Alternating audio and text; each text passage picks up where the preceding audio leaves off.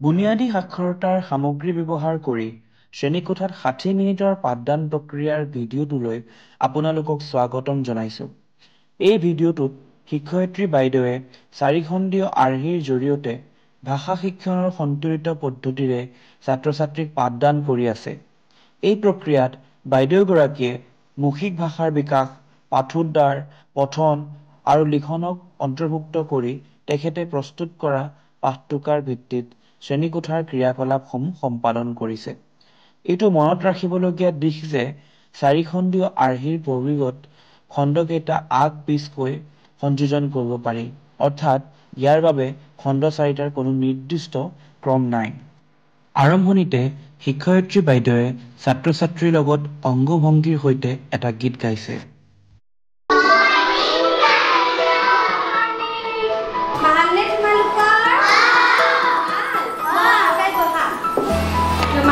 কবিতা বা ভক্তিমা গীত শুনি ভাল পোৱা নে? মই আজি এটা কবিতা গাম, তোমালোকে গাবানে মোৰ লগত? আমি আটাই এতিয়া ওলাই আহিম দেই, ওলাই আহা, এজন এজনকৈ ওলাই আহা, আহা আহা।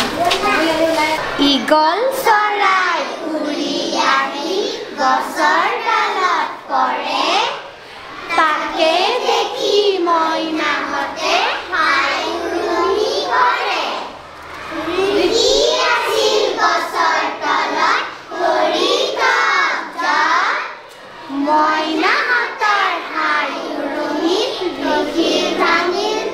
চাওঁ আহক শিক্ষয়িত্ৰী বাইদেৱে কেনেকৈ পাঠ্যপুথিখন ব্যৱহাৰ কৰি মৌখিক ভাষা বিকাশৰ ওপৰত এটা কাৰ্যকলাপ কৰি আছে।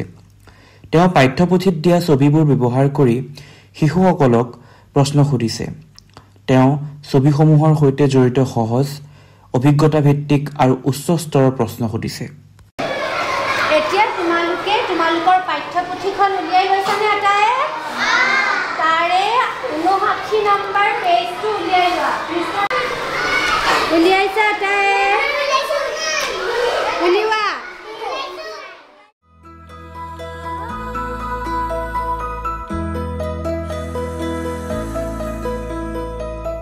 পৃষ্ঠাটোত কি দেখিছা তোমালোকে?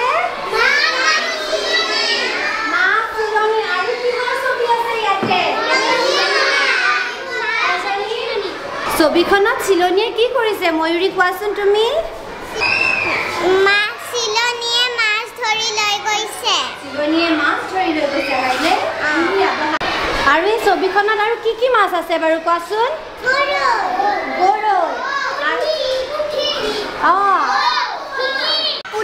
পুঠি মাছ আছে। অনন্য কোৱা কি মাছ আছে? চিতল মাছ। চিতল মাছ আৰু মাগুৰ। এতিয়া আমি আমাৰ নেক্সট পেজটো চাম দেই। পিছৰ পেজটো লুটিয়াই দিয়াচোন। পৃষ্ঠাটো লুটিয়াই দিয়া। এতিয়া দেখিছা ইয়াত ছবি আছে, দেখিছানে তোমালোকে? কি দেখিছা তোমালোকে? চিলনী কি কৰিছে? কি কৰিছে? গছত বহি আছে। আৰু কি আছে? মেকুৰীটো কি? আৰু কি আছে? মেকুৰীটোৱে কি কৰি আছে? আৰু কি দেখিছা? মাছটো ক'ত আছে? পানীত আছে। প্ৰথমতে মাছটো ক'ত আছিলে? চিলনীৰ ক'ত আছিলে? চিলনীৰ ভৰিত ধৰি আনিছিলে নাই? চিলনীয়ে থাপ মাৰি আনিছিলে নহয়? এতিয়া তোমালোকে কোৱাচোন মাছটো ক'ত পৰিল? হেৰি কোৱাচোন, ৰূপজ্যোতি কোৱাচোন ক'ত পৰিল? চিলনীৰ ঠেঙৰ পৰা পিছলি মেকুৰী গাত পৰিল। মেকুৰীৰ গাত পৰিল হয়নে? এতিয়া হেৰি কোৱাচোন, ৰাজবী তুমি কোৱাচোন তাৰপিছত কি হ'ল মাছটোৰ? মেকুৰীয়ে জাপ মাৰি দিলে, মাছটো পানীত পৰি গ'ল। পানীত পৰি থাকিলে ন? এতিয়া মাছটোৰ কেনেকুৱা লাগিলে? ভাল লাগিলে হয়নে? খুব ভাল লাগিলে। মৌখিক ভাষা বিকাশৰ ওপৰত কাৰ্য কৰাৰ পিছত শিক্ষয়িত্ৰী বাইদেৱে পাঠোদ্ধাৰৰ ওপৰত কাৰ্যকলাপ আৰম্ভ কৰিছে। এতিয়া মই তোমালোকক কেইটামান শব্দ কম। তোমালোকে মোৰ পিছে পিছে সেই শব্দকেইটা ক'বা, হ'ব? আৰু ভালদৰে শুনিবা, হ'বনে? হ'ব। এতিয়া মই কম, শুনিবা দেই। ৰি তোমালোকেও বজোৱা হাত চাপৰি দে একেলগে বজাবা হ'ব ৰি খ ভ আকৌ কোৱা ৰি খ ভ আকৌ এবাৰ দে ৰি খ ভ হৈছে আমি যেতিয়া এই ঋষভ শব্দটো ক'লো ন ইয়াতে প্ৰথমতে কোনটো ধ্বনি উচ্চাৰণ হৈছে বাৰু ৰি কোনটো ধ্বনি ৰি ধ্বনিটো উচ্চাৰণ হৈছে হয়নে এতিয়া এই ৰি ধ্বনিটোৰে আৰম্ভ হোৱা কেইটামান শব্দ ক'ব পাৰিবানে তোমালোকে পাৰিবা ঠিক আছে কোৱাচোন হা ঋষি ডাঙৰকৈ কোৱা ঋষি এতিয়া সুকন্যাই কোৱাচোন এটা শব্দ ঋতু ভেৰি গুড আমি এতিয়া ৰি ধ্বনিৰ শব্দকেইটা ক'লো হয়নে এতিয়া আমি ৰি আখৰটো কেনেদৰে লিখে মই বৰ্ডত লিখি দিম তোমালোকে ভালদৰে চাবা দেই দেখিছানে হয়নে তুমি পালা ঋতু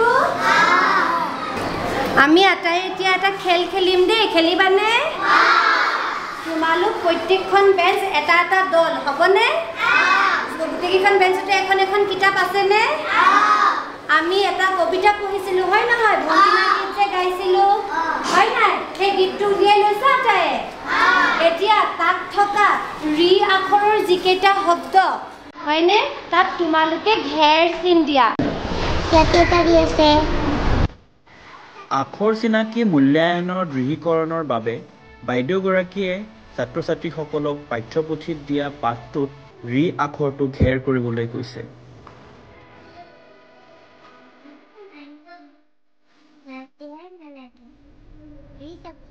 আমি আটাই ৰি আখৰটো চিনি পালো এতিয়া হয় নহয় এতিয়া তোমালোকে এটা আকৌ গেম খেলিবা দেই কি খেলিব লাগে জানা ইজনে সিজনৰ পিঠিত ৰি আখৰটো লিখি দিয়া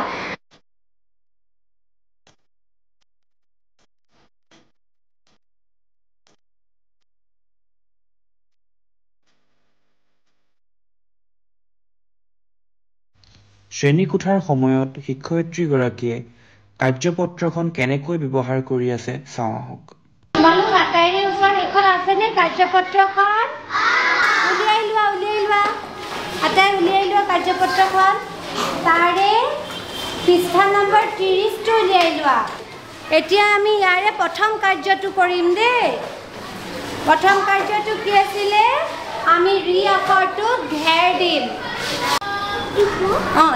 এইটো যে এইটোত আমি ঘেৰ দিম ইয়াত দেখিছানে ইয়াত ঘেৰ দিম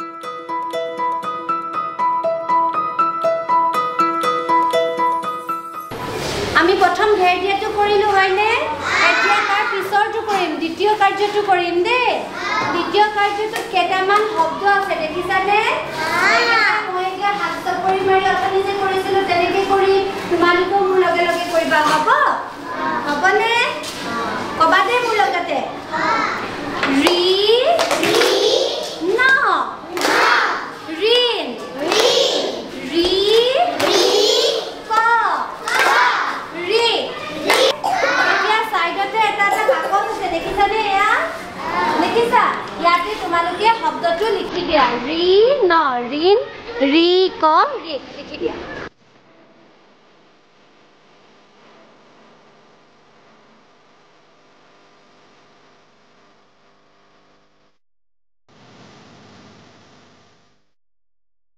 চাওঁ আহক শ্ৰেণীকোঠাত শিক্ষয়িত্ৰীগৰাকীয়ে মৌচাকখন ব্যৱহাৰ কৰি শিক্ষাৰ্থীসকলক কেনেকৈ পঠন শিকাইছে তোমালোক আটাইৰে ওচৰত এই মৌচাকখন আছেনে আছে আটাই উলিয়াই লোৱা তাৰপিছত ইয়াৰে পৃষ্ঠা নম্বৰ 10টো উলিওৱা এতিয়া ইয়াতে কেইটামান শব্দ আছে দেখিছানে তোমালোকে দেখিছা এইটো চোৱা প্ৰথম শব্দটো কি আছে জবা আছে দেখিছা কি আছে জবা তাৰ পিছত চাবা দেই জখলা কি আছে জখলা আৰু কি কি শব্দ আছে কোৱাচোন এইটো কি আছে কোৱাচোন জাল নাক জবা নল